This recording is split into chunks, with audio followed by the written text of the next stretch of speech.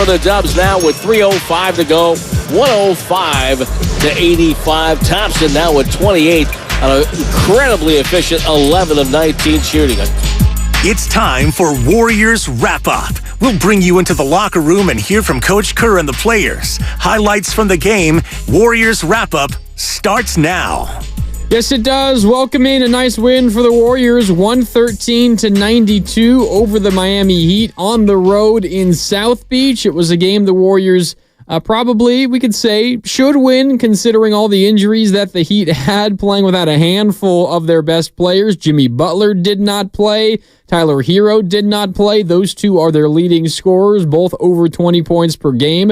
Duncan Robinson and Kevin Love also did not play, but the Warriors handled business despite trailing at halftime. They buckled down defensively in the second half. They hold Miami to just 37 second half points. Miami shoots 29% from the field in the second half. And the Warriors win this basketball game 113-92 in Miami. The Warriors now 1-1 on this road trip, and they get a much-needed win. They had to have this one, no doubt about it. They had to have this one. They got it done. Behind Klay Thompson, who was awesome in this game, 28 points for Klay, 18 from Jonathan Kuminga, 17 from both Andrew Wiggins and Steph Curry. A balanced offensive effort led by Klay's 28. He was awesome, 11 for 20 from the field, but a nice bounce-back win for the Golden State Warriors tonight. Welcome into Warriors Wrap-Up here on 95.7 The Game. It's Mark Randy with you, 888-957-9570. This is the number to call if you want to join the program today here on 95.7 The Game. It's also the Comcast Business text line. I'll keep an eye on that text line throughout the night here on Warriors Wrap-Up. And I've got our YouTube chat open as always, youtube.com/957 The Game. Everything we do on Twitch and YouTube is powered by First NorCal Credit Union. The other thing that we are keeping an eye on, and this will not be the last update of the night, the Lakers are currently in double overtime in Milwaukee. It's 117-117, 2 minutes to go in overtime. And in fact, Damian Lillard just with a steal and a fast break dunk. So the Milwaukee Bucks lead the Lakers by 2, under 2 minutes to go in double OT. We will keep you updated on that game. And that is important because as we look at the standings in the Western Conference, at the moment, the Warriors are 2 games behind the Lakers for the 9. If the Bucks hold on and beat the Lakers, that lead would shrink down to a game and a half. But we will keep you updated. Now under about a minute and a half to go in double overtime in Milwaukee. The Lakers have since tied it up. But focusing on this Warrior game here, the Warriors get a much-needed win. They improved to 37-34, now 1-1 on this 5-game road trip. And this was one you felt like they had to have, considering who was out and not playing for the Miami Heat. And it was a little bit of a sleepy start for the Warriors, despite the fact that they shot the ball very, very well, really all game long. I mean, they shot 61% from the field in the first half, but they were, or in the first quarter, but they were down after the first quarter. They trailed by 2 at the end of the first quarter, despite shooting 61% from the field. And it was a similar story for the whole first half. The Warriors shot 56% from the field in the first half, and they were down by 2. And it was despite the fact that the Heat weren't really blowing the doors off you on the other end. The Warriors played pretty good defense for the majority of this game, specifically in the second half, but it was kind of difficult to explain how the Warriors were trailing at halftime despite shooting a good percentage. There wasn't a ton of turnovers in this game. As a team, the Warriors only committed 12 total turnovers, and some of them did come in the first quarter. In fact, a little bit more than you would expect came in that first quarter. I think they had 5 turnovers in the first quarter alone, did the Warriors. 5 turnovers turned into 6 Miami points in that first quarter. But generally speaking, the Warriors took care of the ball throughout, yet you were trailing by 2 despite shooting better than 50% from the field. It was kind of a haphazard first half other than Andrew Wiggins getting going. Klay Thompson made some shots in the first half, and then he really got going in the second half, and he was the Warriors' offense for the majority of that second half. But you had a handful of really nice performances up and down your roster, and it was a nice team win after so much of the conversation the last couple of days around this Warriors team had been about Stephen Curry's minutes and the unfair burden that this organization has been placing on Steph Curry's shoulders. And we do have to talk about Steph Curry's minutes tonight. I thought something kind of strange happened at the end of the game. We can get into that in a little bit here on Warriors Wrap Up on 95.7 The Game. But after that conversation, if you missed what happened on Sunday, Steve Kerr wanted to keep Steph Curry's minutes around 30-ish minutes. He played 29 minutes and 51 seconds on Sunday. Wanted to keep him around 30 because they've been riding him, giving him heavy minutes a lot lately. And I would imagine the writing on the wall is he hasn't responded well to that. The advanced analytics show after a certain number of minutes or after a certain number of minutes over the course of a 5-game stretch or whatever numbers they have, that his shooting numbers go down, whatever the situation is. I would imagine they have some statistical basis for it. They found that after X amount of minutes over X amount of days, his performance isn't as good. So as a result, they want to keep his minutes down. Great. You want to keep him fresh, I understand. But if you're going to do that, you're going to need others to step up around the roster. That did not happen on Sunday. To the Warriors' benefit, it happened today. You got contributions everywhere. 28 points for Klay Thompson, 11 of 20 from the field. He was 6 for 14 from downtown. Not the best efficiency there, but he did hoist a couple down the stretch when the game was already decided. Jonathan Kuminga had a really nice bounce-back game after a couple of rough performances from the field for him the last 2 times out. He had 18 points to go with 7 rebounds, also 3 assists. I really think that Jonathan Kuminga's development offensively, you see it with how he's passing the ball a little bit lately. 3 assists, not a number that's going to blow you away by any stretch. But a nice performance for Jonathan Kuminga as well. Again, 18.7 rebounds, 3 assists. And Andrew Wiggins had one of his better games recently as well. 17 points. He was 7 for 12 from the field. He was aggressive out of each half, specifically to begin the third quarter. Also had 7 rebounds, so shout out to Dibs. If you were listening to Warriors Live before the game, Dibs took Andrew Wiggins over 4.5 rebounds today. And I guess if I'm giving Dibs shout-outs, I should give Daryl the Guru Johnson a shout-out as well, because it was Dibs that was following Goo's pick. So the over 4.5 rebounds for Andrew Wiggins cashes. He was active throughout the game. He scored 8 points out of the third quarter break, out of the halftime break in the first 3 minutes of that third quarter. So Andrew Wiggins was aggressive. He kind of got the Warriors offense rolling to begin the second half. Then Kuminga had a couple of nice buckets. He had a couple of really crazy dunks, including one putback dunk off a Klay Thompson missed 3 from the corner where the ball bounced straight up into the air, and Kuminga trying to navigate his way around someone trying to box him out and also not hit the side of the backboard as he leaps above the rim, kind of did a volleyball spike just over the net and spiked it right down into the net. It was a really nice moment for Kuminga. So he got going. He got 17 points from Stephen Curry. He did not need to carry a super heavy load offensively in this game. So while he did play more minutes tonight than he did on Sunday, 31 minutes and 1 second, I don't think it was as heavy of a minute total. It wasn't the kind of minutes that take it out of you as maybe Sunday was, when Steph was asked to do a lot more of the heavy lifting. Didn't get a ton from your bench today, but when you get 28, 18, 17, and 17 from 4 of your 5 starters, you'll take it. And you don't need a ton elsewhere, especially when your defense plays the way that they did. Miami shoots 40% from the field, and in the second half, they shot just 28.9% from the field. The defense was the star in this one, and the offense was along for the ride, namely Klay Thompson, Andrew Wiggins, Jonathan Kuminga, and Steph Curry, and that's more than enough to beat a Miami Heat team who's got a decent record now, 39-33 with the loss, but again, playing without a number of really important players, including their 2 highest scorers on the season, Jimmy Butler and Tyler Hero. They combined for about 42 points per game this season. Duncan Robinson, also in double figures, did not play, and Kevin Love, just under double figures on average, did not play either. So this isn't a win where we're going to overreact and suddenly feel like this Warriors season has turned around, but a nice win. One you had to have. You got it done. Good work.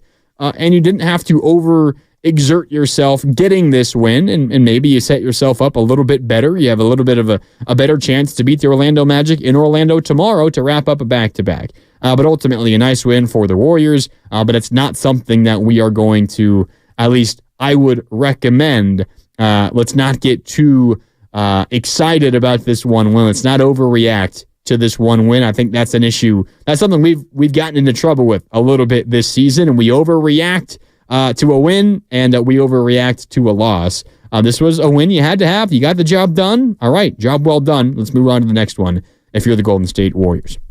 888-957-9570. That's the number to call. It's also the Comcast Business text line, and I got my eyes on the YouTube chat powered by First NorCal Credit Union. 888-957-9570 on the YouTube chat. Let's see. Yeah, we got people talking about the Laker game. I do have an update for you. Austin Reeves has hit a go-ahead 3 in the final minute of the second overtime. So the Lakers are up 3. Giannis got fouled, and he missed both free throws. So the ball back in the hands of the Lakers, and the Bucks are in the process of fouling right now. They'll send, I think, D'Angelo Russell to the free throw line. So I'll let you know about that one on the Comcast Business text line, 888-957-9570. The 510 says, great to see Looney getting some meaningful minutes. Nice impact defensively and always a solid rebounder. Give him some more playing time. There was a couple of rotation changes for the Warriors tonight. Looney was one of them, but perhaps most notably was Klay Thompson back into the starting lineup. It was not Brandon Podziemski starting for the Warriors tonight. It was Steph Curry, Klay Thompson, Andrew Wiggins, Jonathan Kuminga, and Draymond Green. So the Warriors get a little bit more size from their guards with Klay instead of Podziemski, and it worked out. Again, 28 points for Klay. He was really good in this game, specifically shooting the basketball. And then Kevon Looney, without Trace Jackson Davis available tonight, Kevon Looney was the Warriors' first and really only big off the bench, unless you want to consider Gary Payton II a big. Not necessarily big in stature, but big in the way that he plays. Looney played 18 minutes and 43 seconds tonight, had 7 points, had 6 rebounds, hit a nice mid-range jumper from the free throw line. Ultimately, Kevon Looney was good in his performance tonight. Maybe we see Steve Kerr try to get him back into the rotation just a little bit. However, I'm not so sure that future games are going to be Kevon Looney's kind of game. Like this game against Miami was more Kevon Looney's speed. It was slower pace. It was a defensive slugfest for the vast majority of this basketball game. But I do agree with you, 510. It was nice to see Kevon Looney back out there again and playing well. I'm sure he enjoyed it.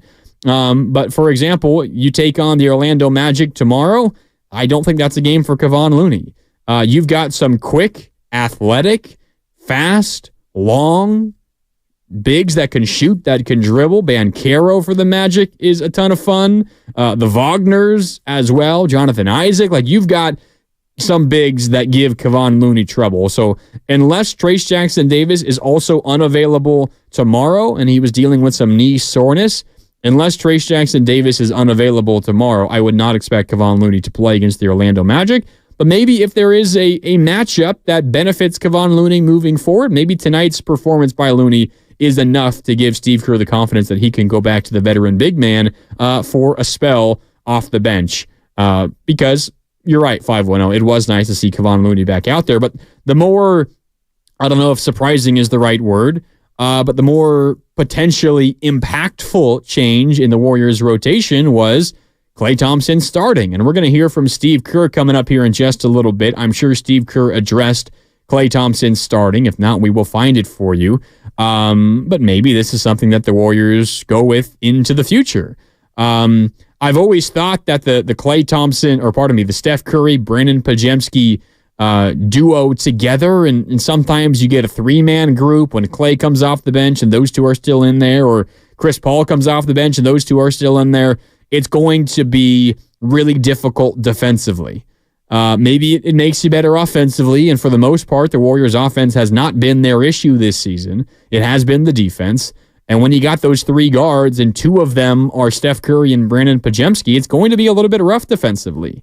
So the Steph Curry and Klay Thompson duo, kind of your normal duo, your dynastic duo, while Klay is not nearly the defender that he once was, it does give you a little bit more size, and I think you probably are a little bit better defensively. Now, you also pair that with Andrew Wiggins, who seemed to be a little bit more active and involved today. Jonathan Kuminga had himself a better day, and it does seem like Kuminga, when he's having a better day offensively, it positively impacts and influences his impact on the defensive end, and that was certainly the case today. And then you got Draymond Green, who, as we know, is one of the better defenders this league has ever seen, and suddenly that turns into, when you got all those things working in the same direction, it turns into a much better defensive group, and tonight certainly was that. Miami Heat only scored 92 points in this game. They shoot 40% from the field. They score 37 points in the second half, and they shoot just 29% from the field in that second half. So a good defensive day for the Warriors. But again, we say all that with a big grain of salt because the Heat were without Jimmy Butler, they were without Tyler Hero, they were without Duncan Robinson, and they were without Kevin Love tonight. But this was a Warriors-Heat matchup earlier this year in San Francisco where the Heat were without Jimmy Butler, the Heat were without Kyle Lowry, who was a member of the Heat at that time, and a couple of others, and you lost at home. And that was the Jamal Cain coming out party. You might say, well, who the hell is Jamal Cain? That's exactly the point. It's a guy you probably haven't really heard of, and he torched you for like 18 points, and he helped the Heat win that game without a couple of their best players on your home floor earlier. So just because the Heat were without a handful of their best players does not mean that this was going to be an easy win for the Warriors. They got the job done. They earned a win. Now it's on to Orlando. See if you can turn this into a nice road trip with a win tomorrow. You feel like you've got a couple of winnable games at the end of the trip with Charlotte and San Antonio after Orlando tomorrow. If you manage to beat Orlando, you could turn this into a 4-1 road trip, and I know I'm probably getting a little bit ahead of myself, but as you do look to see if the Warriors can make any sort of noise in their final handful of games, you're running out of time, so you got to get going now. And if you have any desire at being the 9 seed in the Western Conference, you're going to need to stack wins because we have a final in Milwaukee. The Bucks cannot close out the Lakers. They lose to the Lakers on their home floor in double overtime. The Lakers beat the Bucks in Milwaukee. Final score 128-124. What that means is the Warriors, despite their win today, they stay 2.5 behind the Los Angeles Lakers for 9th in the Western Conference. The Warriors, it seems, are safely going to finish behind the Lakers. Still time, but 2.5 back. And the Warriors now only have 11 games left. We will see. We will see. But that's a huge, huge Lakers win in Milwaukee in double overtime. It was a regulation comeback for the Lakers to even force OT in the first place. And they win in Milwaukee without LeBron James.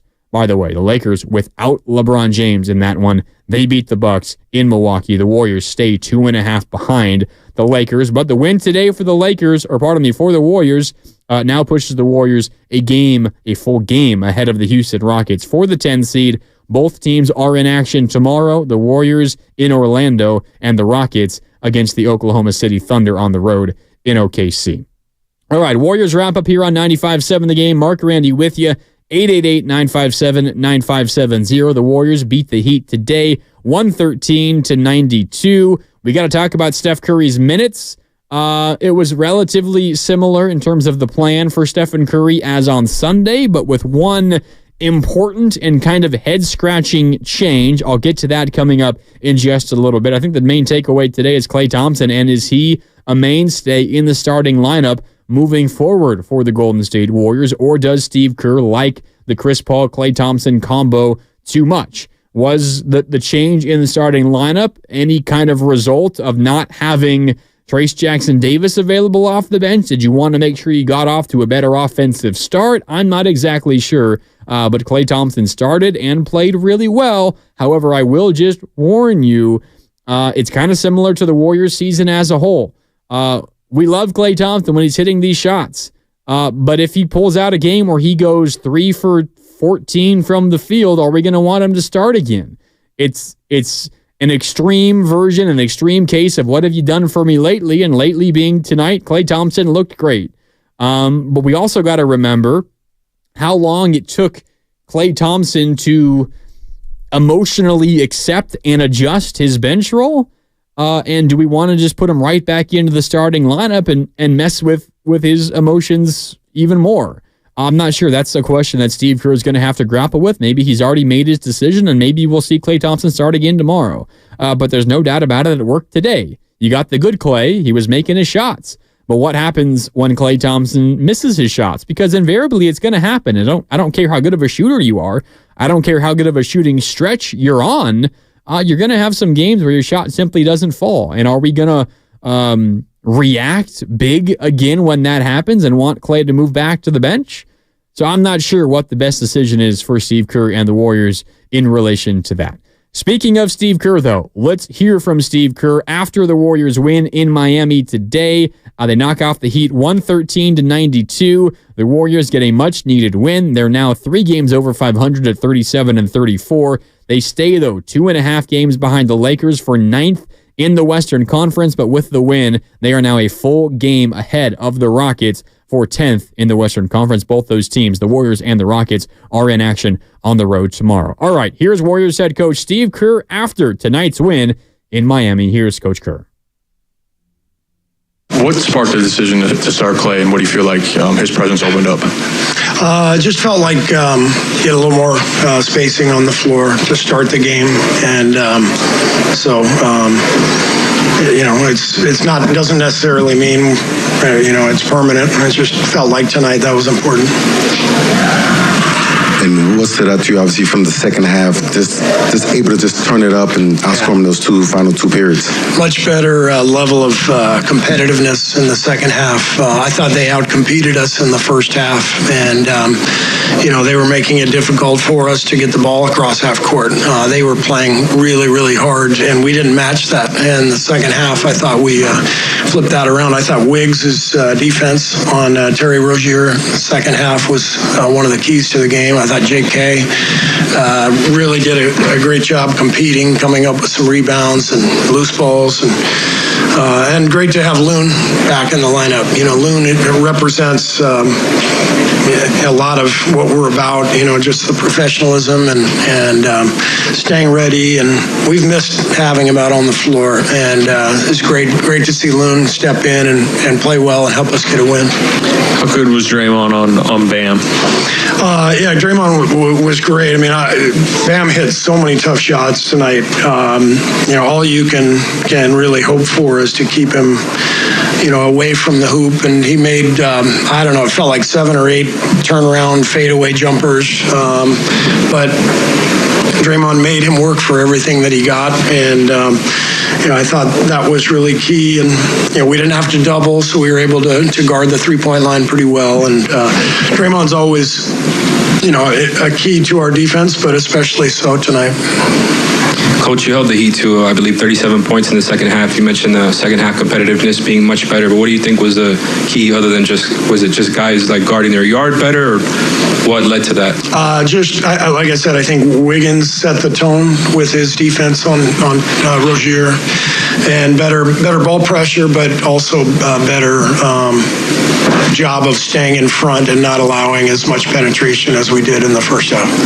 Steve, obviously the record's better on the road than it is at home. What do you think it's been worth to you guys over the years? What do you think it's been worth to you over the years that when you come into an opposing arena, there's often a lot of fans for you guys here? I mean, you're one of the few people you're one of the few teams that gets loud cheers in this building. What's that like? The collective of that been like for you guys over the years? Yes, it's great. I mean, you walk into any arena in the league on the road, and there's automatically, just blue and yellow jerseys all over the place. Steph's got so many fans across the country, and a lot of people cheer for him no matter where we are. And so that part is nice. It's it didn't work last year, so it's working again this year. I don't know why. You mentioned their pressure, their ball pressure, giving you guys some issues in the first half. They play a bunch of different variations of defense. It's all on tape. Did that full court pressure catch you guys by surprise, I guess? And how different is preparing for this team versus other teams? Yeah, I mean, we expected it because that's what they do. They play a lot of zones. I don't know where their numbers are this year, but historically they're one of the most zone-heavy teams in the league, and especially when they're shorthanded. I know Spo well. He's challenging those guys to pick up full, to get into the ball, full court pressure. They got an 8-second violation on us in the first half, a couple steals, and I thought that kept them in the game, and I just felt like we matched it much better in the second half. We were more aggressive attacking the press. Another one of Miami's defense, just what's the challenge of going into a game and preparing for Bam defensively? Like what's unique about him? Well, he's unique in that he can push the ball in transition. He's the fulcrum of their offense. They give him the ball and they start running their off-ball actions, dribble handoffs, but he can also be the lob guy, set the high screen and dive. And as you saw tonight, he can make that mid-range shot with ease. So he's a great player. All right, that's Steve Kerr postgame in Miami tonight after the Warriors beat the Heat 113-92. A couple of the highlights from Steve Kerr right off the jump. If you missed it, I'll summarize for you. Steve Kerr was asked why he decided to start Klay Thompson tonight in place of Brandon Podziemski. He said, we wanted more spacing to start the game. He would later add, quote, "It doesn't mean it's permanent, but we felt that was what was needed for this game." So it was certainly matchup based. But the fact that he said he did not say it was just simply a one-game thing or we'll go back to Podziemski tomorrow night makes me feel like maybe this is at least in the short term something that Steve Kerr is going to stick with. He used a very similar line when he was asked in the past about Andrew Wiggins moving to the bench. I don't remember exactly what moment this was. I think it might have been in February or maybe in January when Wiggins did not start for a handful of games. It was when he was struggling, obviously, and it was when Klay Thompson still was starting. I think it was also when Podziemski was starting. The Warriors started a 3-guard lineup, and they took Andrew Wiggins out of the rotation, out of the starting lineup at least, and he said, quote, "Doesn't mean it's permanent, but we're going to give it a real try." So not quite the exact same word-for-word line from Steve Kerr tonight, but the way he answered that question about Klay Thompson being in the starting lineup, I think it might mean that this is something, at least in the short term, he's going to stick with. Let's hear just that one part again. Here was Kerr asked about starting Klay Thompson tonight. I just felt like get a little more spacing on the floor to start the game. It's not doesn't necessarily mean it's permanent. It just felt like tonight that was important. Doesn't necessarily mean that it's permanent, but it also doesn't necessarily mean that it's just a one-night thing. So we will see. Klay Thompson, maybe he starts tomorrow. It's going to be something to keep an eye on moving forward, that's for sure, especially if he does start tomorrow. We're going to see if it's something that the Warriors move forward with. I would just, caution the Warriors, not that and this might seem like a shot at Klay. I don't mean it that way at all. It took Klay a long time to kind of emotionally accept that he was coming off the bench.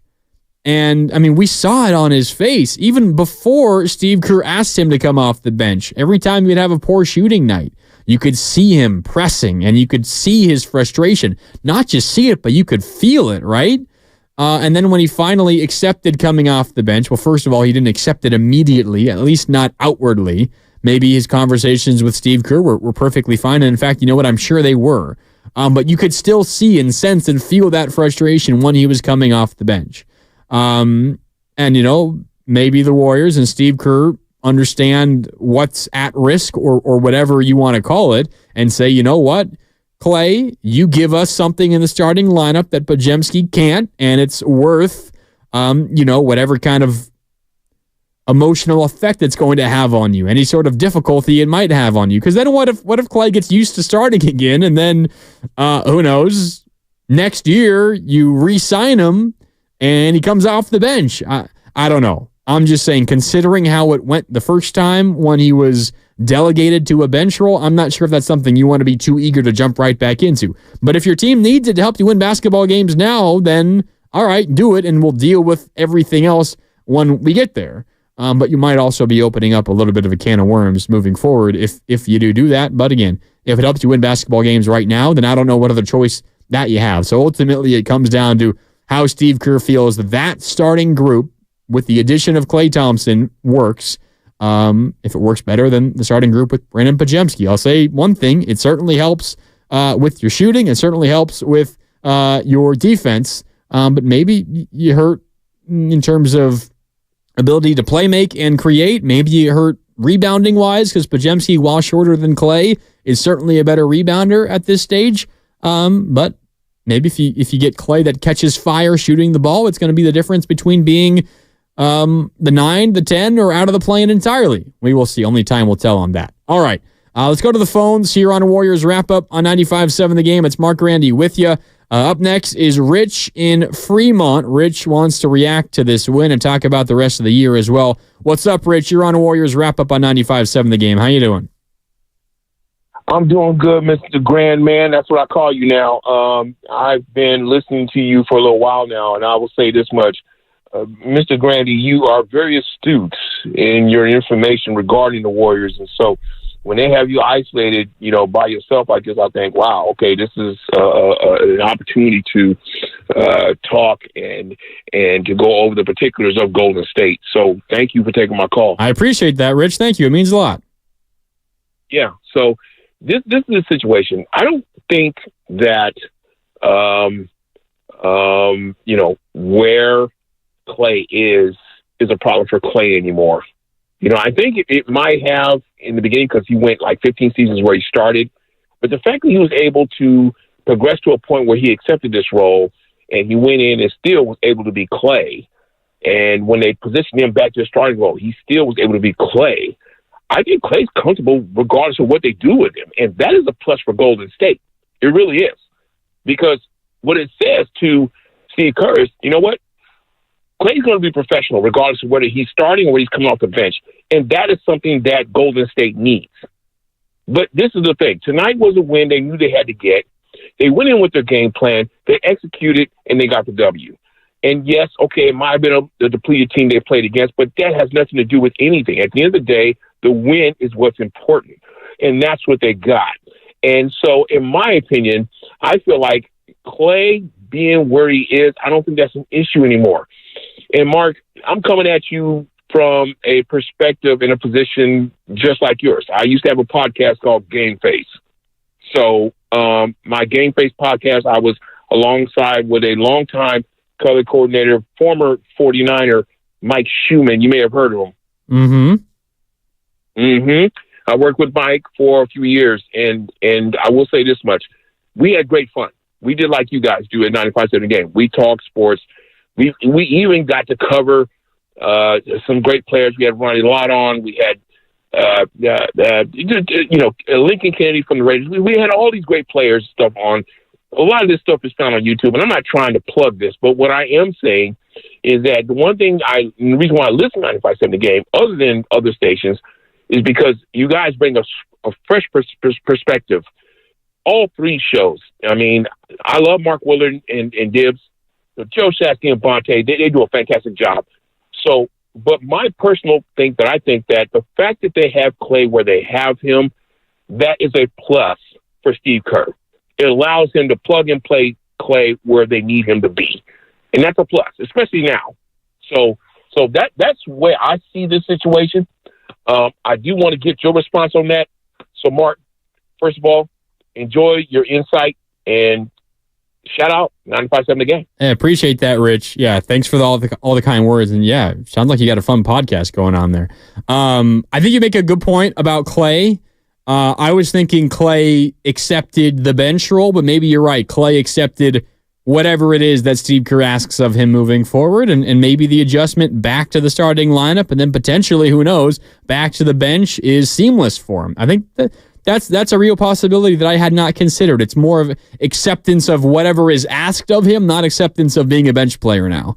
And that would make some sense. And if Klay is in that headspace, then yeah, why not? There's nothing bad that can come of it as long as you feel like he gives you the best chance to win games now. We can talk a little bit more about that on the other side. Also, we do got to talk about Steph's minutes because I was I was scratching my head a little bit at the end of this basketball game. Maybe you know why. Maybe you don't. I'll explain. Either way, it's coming up on the other side as Warriors wrap-up continues after the Warriors knock off the Heat in Miami 113-92. It's Mark Randy with you. More Warriors wrap-up next on 95.7 The Game. Diabetes, high blood pressure, anxiety meds, everyone's on them. If you're a 50-year-old male, maybe a bit porky, and you may even have type 2 diabetes, $1 million of term insurance may only cost you about $200 a month. Call Term Provider. Speak with Big Lou at 800-345-2789. Big Lou will find a term life policy.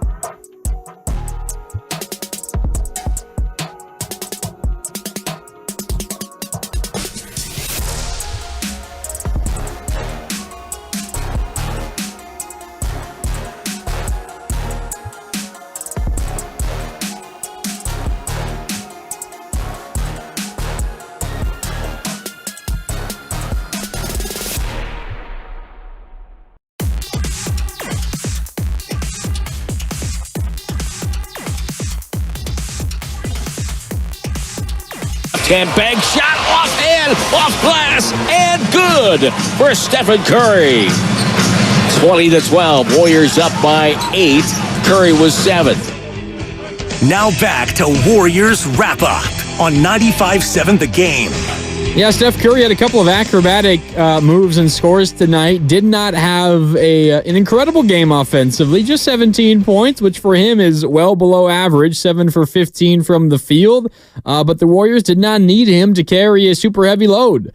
They got a lot from everyone else in the starting lineup, 28 from Klay Thompson, 18 from Jonathan Kuminga, 17 from Andrew Wiggins to go with Curry's 17. Draymond only scored 4, but had 9 rebounds and 8 assists. Off the bench, Moses Moody chipped in with 9. It was really nice to see Moses Moody hit a couple of threes. He was 2 for 2 from downtown. It felt like it had been a while since we'd seen Moses hit some threes. He made 2 of them, was 3 for 3 from the field, got a nice mid-range jumper to rim in. It bounced high off the front rim and then fell in. So good to see Moses hit a couple. Also a fun moment. Guy Santos went 2 for 2 in garbage time, including making a 3, and his parents from Brazil were in the arena, and they got to see him play. He made a couple of shots, including a 3, so that was fun. Pajemski scored 6 points. Kevon Looney had those 7, as we talked about early. So a lot of contributions from all over the roster for the Warriors in this one, as they beat the Miami Heat again tonight. Final score 113-92. The Warriors now 1-1 on this really important 5-game road trip. And while I think we felt like this Miami game was going to be more difficult than it ended up being, because we weren't really expecting all these Heat players to be out, but they were without Jimmy Butler tonight. They were without Tyler Hero tonight. Those two combined for just barely over 42 points per game. They were without Duncan Robinson tonight. He averages in double figures as well. Kevin Love barely under double digits per game. He also did not play today. So while this win maybe was a little bit more expected, or a little easier, a little less challenging than we previously thought, you could only play who's in front of you. And if you're the Warriors, maybe a week ago, heading into this road trip, you tell me you're 1-1 after the first 2, you would have taken it. I certainly would have taken it. Now, the way it played out might be a little bit more frustrating, because you had a lead against Minnesota. You were up for like 3/4 of that game, and then the T-Wolves owned the 4th quarter, and they close you out. And then you beat a very beat up, banged up Miami team. So you're 1-1. Maybe you feel like you should be 2-0. But I think you would have taken a 1-1 start to this challenging 5-game road trip if I offered it to you a week ago. Now you got an opportunity to beat Orlando tomorrow. That's going to be tough. Orlando's coming off of a handful of days of rest, and you're on a back-to-back, and they're waiting for you at home. You got to maybe hop on a bus. I don't know if you're busing to Orlando, not that far away. Florida is a very tall, long state. So maybe you do hop on a quick plane. No, they probably bus. I don't know. Regardless, you got to travel tonight to get to Orlando, while Orlando has been waiting for you for a couple of days in the comfort of their own home. So it's going to be a challenge tomorrow for the Warriors. But you go 1-2 in these first 3, then you take care of business against Charlotte and San Antonio. That's an over 500 road trip, and you'd certainly take that. And if the Warriors want to keep the Rockets at bay, they're going to need to do that, because right now, even with the win tonight for the Warriors, the Rockets are just a game behind you. You're 37-34. They are 36-35. The Bucks were of no help for you tonight. The Lakers, without LeBron, go into Milwaukee. An end of regulation comeback win. They force overtime. It goes to double overtime. And the Lakers, led by Austin Reeves, D'Angelo Russell, and Anthony Davis, they beat the Bucks in Milwaukee. So with that win, the Lakers keep pace with the Warriors. They match the Warriors' win with one of their own, and they stay 2.5 games ahead of the Warriors for the 9 seed in the West. Now, important to note, the Warriors do have the Lakers on the schedule one more time moving forward, so the Warriors do have the ability to make up some ground quickly, but you're 2.5 back. You're going to need some help from the Lakers, and you are going to have to handle business the rest of the way if you are to catch them. It seems unlikely. It's not impossible, but it seems unlikely. More likely is the Warriors are the 10. That's the most likely scenario. The next most likely scenario is the Rockets catch you. You're out of the plan entirely. And then the third most likely scenario, or the least likely scenario, is you catch the Lakers and you're the 9 seed in the Western Conference. Okay. 888-957-9570. Mark Randy with you on Warriors wrap-up, reacting to this Warriors win over the Heat, 113-92. 888-957-9570 if you want to call in and join the conversation. That's also the Comcast Business text line, and I've got my eyes on the YouTube chat. As always, I was chopping it up with the guys on the YouTube chat during the commercial break a little bit ago. YouTube.com/957thegame, powered as always by First NorCal Credit Union. Something we were talking about before the break, Klay Thompson and his potentially newfound deja vu starting role. Klay Thompson has been a starter basically his entire career, post-trade deadline, his rookie year. When Monte Ellis was traded, he started, and he has been starting ever since, until earlier this season when he was moved from the starting lineup to the bench. And now he's back in the starting lineup. At least he was today. Maybe he is tomorrow. Here was what Steve Kerr said about that decision to put Klay Thompson back into the starting lineup tonight. I just felt like get a little more spacing on the floor to start the game. You know, it's not doesn't necessarily mean it's permanent. It just felt like tonight that was important. So it doesn't necessarily mean it's permanent, but it was important tonight. We will see what that means tomorrow. Warriors play in Orlando against the Magic. Tip-off comes at 4 tomorrow. That means pregame coverage is at 3 here on 95.7 The Game with Willard and Dibbs. They'll have you covered for Warriors Live at 3. Maybe we get a lineup decision from Steve Kerr by then, so keep it locked to 95.7 The Game all day tomorrow for that. How does Klay feel, though? Here was Klay asked post-game about starting once again. Did that feel any different being inserted back into the starting lineup? Not really. I just try to keep the same approach, have fun, communicate, get great looks, and those 3 things.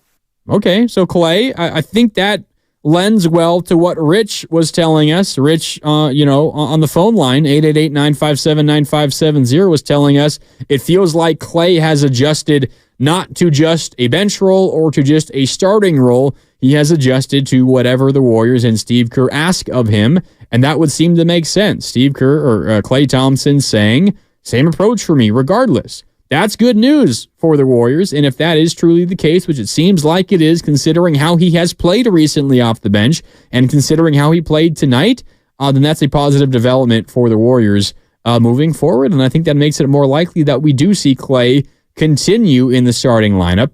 The other half of this conversation, it isn't just that Klay is playing well, and he certainly has been, although his last 2 shooting games against the Grizzlies and then against Minnesota, didn't have the best offensive games. Klay Thompson did.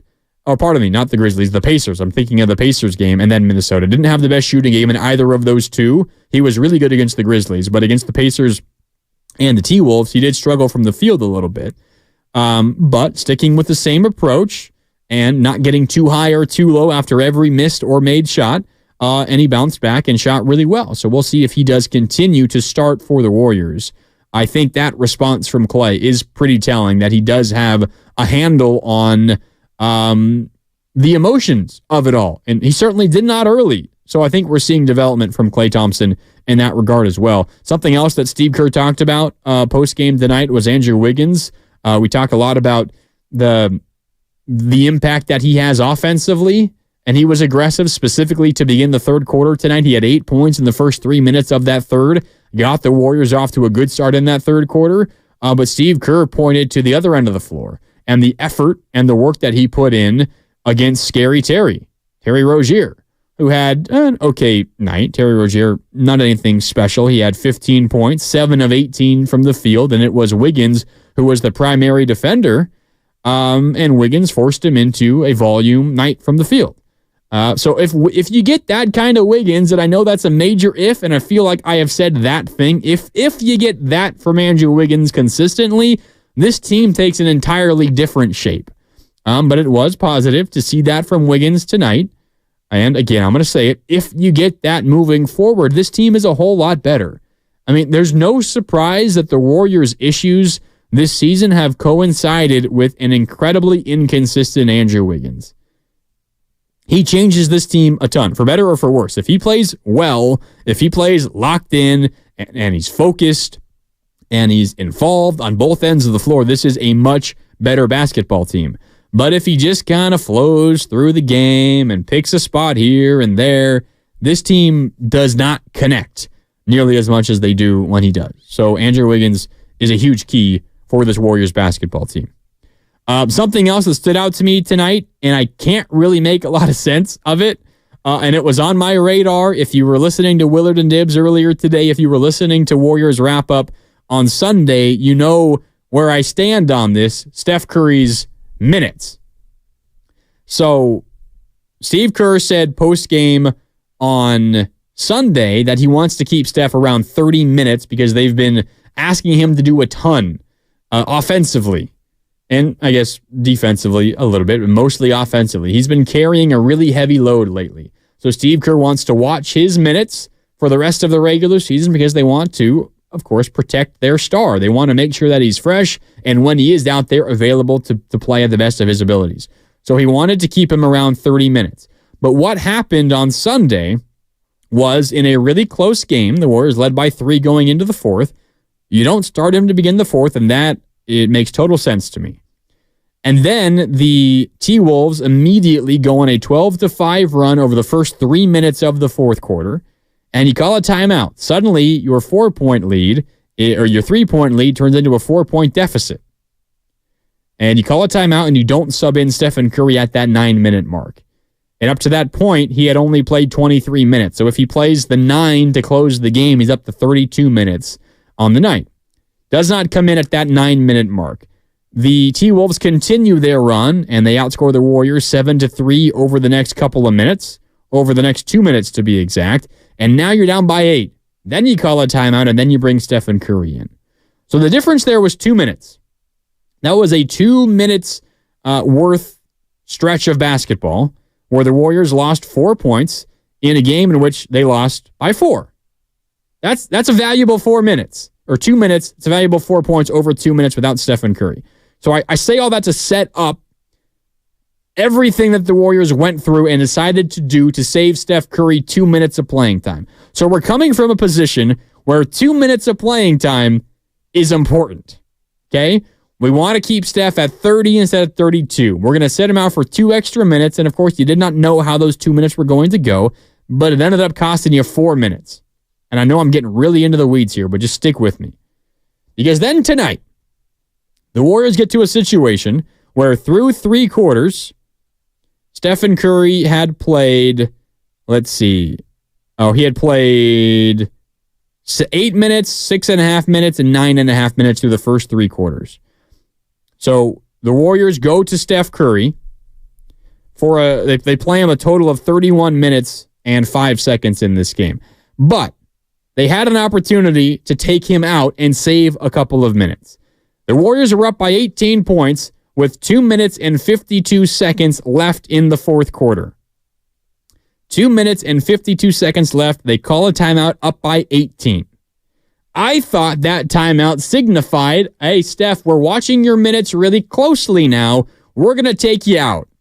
Because we're up by 18, there's less than 3 minutes left. Let's save you these 3 minutes. Get you on the bench, get you set up for Orlando tomorrow. You're up by 18. There's no way you can lose this lead in 2 minutes and 52 seconds. At that point, he had played 5 minutes and 45 seconds in the quarter, up to 29 minutes and 43 seconds in total. 8 seconds shy of the mark he played on Sunday, where those extra 2 minutes were so valuable that you wanted to keep him resting. Okay. The only sub, though, at that point, after that timeout, when you're up by 18 with sub 3 minutes left, the only sub was Chris Paul in for Jonathan Kuminga. And then you play another minute and 18 of game time. You get down to the 1 minute and 34 second mark, and you call another timeout. Now you're up by 16, and then you sub out Stephen Curry.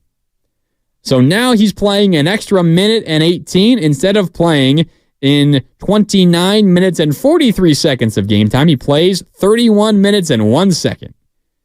And I know it's just an extra minute and 18, and it really does not seem like it matters all that much.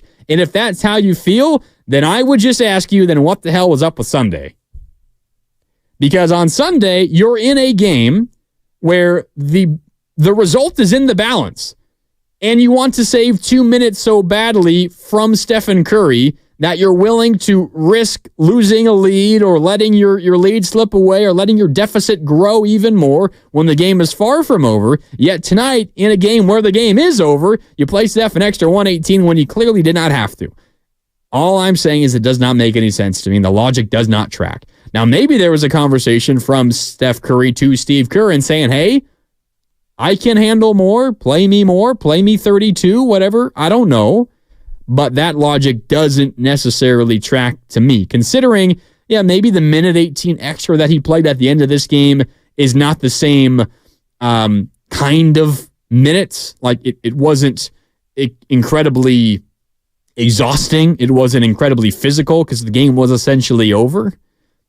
But if you're going to tell me that 2 minutes is so valuable on Sunday when they were really important minutes and they're so valuable that you can't play them, I don't know how you can say the extra minute 18 he played tonight when he did not have to. You're up by 18 with under 3 to go. The game is over. Why not sub him out there? I don't know. I might be the only person thinking that, but I couldn't help but think it after what happened on Sunday, and it seemed like the opposite decision was made tonight. When he had already played essentially the same number of minutes and seconds he played on Sunday, despite the fact that the game was over tonight, and he played another minute 18. Doesn't make a lot of sense to me. But I'm probably nitpicking big time, and I get that. But I wanted to bring it up because when I was writing down the minutes and the numbers that he played in this game, I assumed at that timeout with 2:52 left in the fourth quarter that Steph was coming out. So I changed all my calculations. I said, all right, he's played 29 minutes and 43 seconds. And then he came back in, and I had to readjust all my calculations. So maybe I'm just annoyed because I had to do extra math. But it did not make a lot of sense to me that Steph Curry played that extra minute 18 when we're so focused on saving every possible second for the 36-year-old Steph, as you should be. He shouldn't be playing unnecessary minutes. And I guess my larger point is that minute 18 was very unnecessary because you were up by 18 points with under 3 minutes to go in regulation. I don't know. Anyway, it's a win. It's a good night for the Warriors, 113-92. Over the Miami Heat. All right, back out to the phone lines before we do wrap things up here in just a minute. 888-957-9570. Up next is Robin in San Francisco. Robin, what's up? You're on Warriors Wrap-Up on 95.7 The Game. How you doing? I'm doing. Can you hear me, Sugar? Yeah, I got you, Robin. What's up? Okay, so I forgot what I called in for, listening to what you had to say, and all I can say about that time minute is Steph Curry. You know, he. What I can say about Kerr is that he's always done that. You know, Steph subbing in at a certain time in the fourth quarter, ever since they started this championship run. And yes, sometimes it doesn't work. Sometimes it should work. And he's being mindful of his minutes. And because there were two different situations, I think personally, what I think, and it's pure conjecture, that, you know, why wear your star out for a team that's really going nowhere? And I think most Warrior fans fail to realize that when they win, it's, oh, yeah, we're great. Kuminga's this and Kuminga's that and blah, blah, blah. And we're going to win. We're going to make it in and then we can win. I mean, what are you looking at here, okay? You're looking at a 500 team. And then when we lose, it's Kerr's fault. He should have did this, he did that. And, you know, quite frankly, he's made some mistakes. He's some that he has admitted to.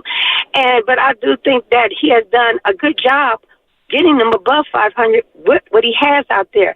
Steph, Clay, and Dre are no longer the stars that you can just put talent around and expect them to win, especially low levels.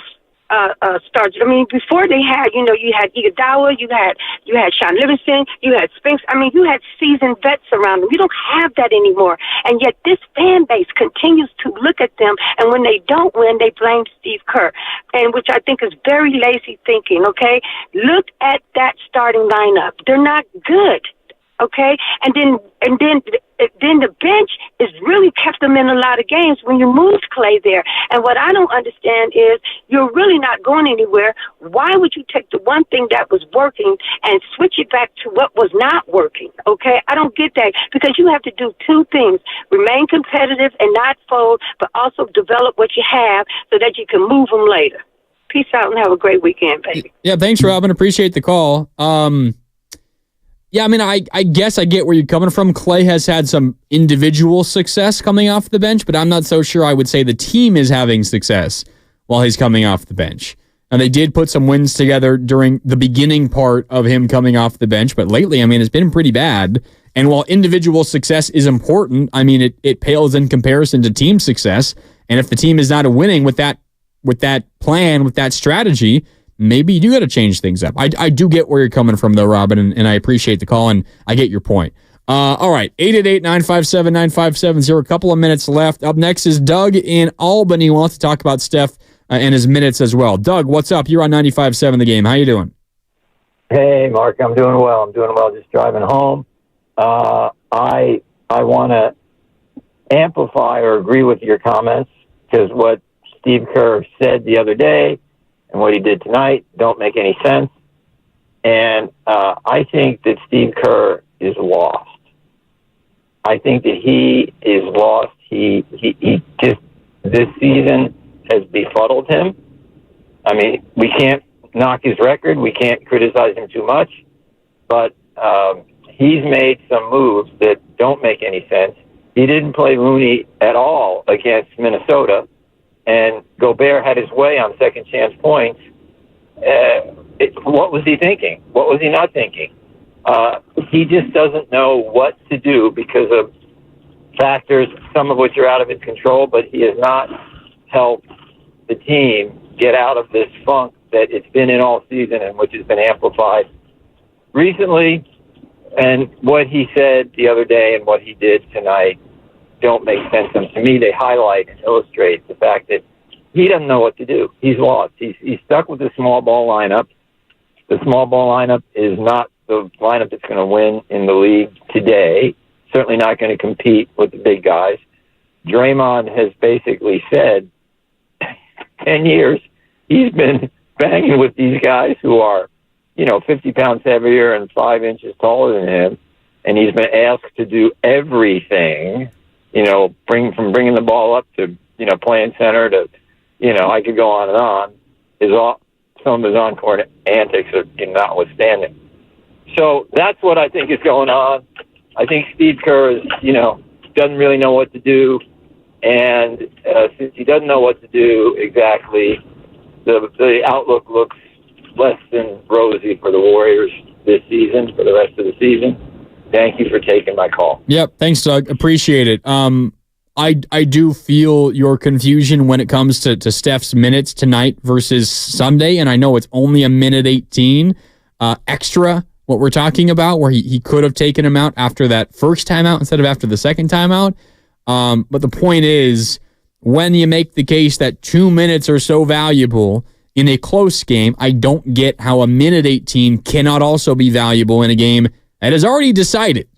Now, from a larger scale, I do think there's a ton of truth to the fact that Steve Kerr has been dealt a relatively poor hand this year, and he's trying to do the best with it. He's trying to bluff his way to a big pot win, but no one else is buying it. He's got a bad hand. He's got bad cards, and people are calling him on it, and there's nothing else he can really do. Now, specifically, the Sunday decision and comments postgame about Steph's minutes, and then tonight, they don't really add up to me. But from a larger perspective, I don't know how much more Steve Kerr can really do. At a certain point, it's just on the players to play better basketball. And tonight, they played better basketball against a team playing without their 2 best scorers and 3 double-digit scorers. So that is a major factor here. But the Warriors, as a team, played better tonight. And it's a big reason why they won. It's not because Steve Kerr coached a hell of a basketball game. It's because the Warriors played better, their players did, than the Heat players did. Sometimes it's just as simple as that. And I think that was the case tonight. All right, final minute or so here on Warriors Wrap-Up on 95.7 The Game. We got to get to our hardest worker of the game, which is brought to you by the Alameda County Sheriff's Office, who works hard to serve the community. Are you looking for a career in law enforcement? Learn more about job opportunities at joinacso.com. And this is a pretty easy choice for me tonight. Klay Thompson back into the starting lineup. And he goes off, 28 points, 11 of 20 shooting, 6 of 14 from downtown, also had 5 rebounds, only turned the ball over once, and he was a game-high plus 25 in his 30 minutes and 58 seconds. He is our hardest worker of the game, again, brought to you by the Alameda County Sheriff's Office. Okay, so the Warriors win tonight, 113-92 over the Miami Heat. With the win, the Warriors are now 37-34. They're in Orlando tomorrow, 4 o'clock tip, 3 o'clock pregame coverage here on 95.7 The Game.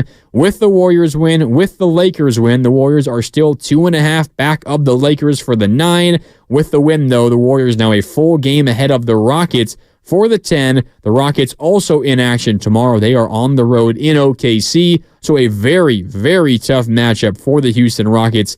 Coming up tomorrow on the road in OKC, a team that is 50-21, only a half game behind the defending champs, the Denver Nuggets, for first place in the Western Conference. Houston and OKC tomorrow, Warriors in Orlando tomorrow. A couple of important games, of course, for the Warriors' postseason hopes.